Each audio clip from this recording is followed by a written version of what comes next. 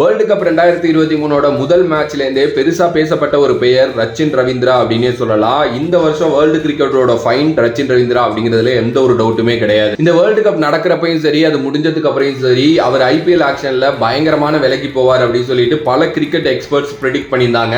Almost 15 கோடி வரைக்கும் போறதுக்கு நிறைய சான்சஸ் இருக்கு அப்படிங்கிற மாதிரி நிறைய பேர் அந்த ப்ரெடிக்ஷன்ல உறுதியா இருந்தாங்க. ஐபிஎல் ஆக்ஷன்ல தன்னோட பேஸ் பிரைஸை 50 லட்சம் ரூபாய்க்கு வச்சு ரச்சின் ரவீந்திரா பதிவிட்டு இருந்தாரு. அவரோட பேர் வந்த சிஎஸ்கே முதல் பிட் ஆரம்பிச்சாங்க. டெல்லி சிஎஸ்கே ஒரு பெரிய பிட்டிங் வாரியா நடந்துச்சு. 1 கோடி ரூபாய் வரைக்கும் சிஎஸ்கே போன உடனே டெல்லி வெளியில போயிட்டாங்க. அதுக்கப்புறம் நம்மளோட பிரீத்தி அக்கா வழக்கம் போல சிஎஸ்கேவோட போட்டி போடுறதுக்கு வந்தாங்க. சிஎஸ்கே பஞ்சாப் கிங்ஸ் இன்னொரு பிட்டிங் வார ஆரம்பிச்சிச்சு. 1.8 கோடி ரூபாய் வந்த உடனே பஞ்சாப் எங்களுக்கு வேணான்ட்டு வெளில போக 1.8 கோடி ரூபாய்க்கு ஸ்டீல் பண்ணாங்க ரச்சின் ரவீந்திராவை சிஎஸ்கே.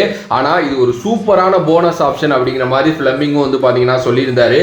1.8 கோடி ரூபாய்க்கு ரச்சின் ரவீந்திரா அப்படிங்கிறது ஒரு வேற லெவலான மேட்டர் தான்.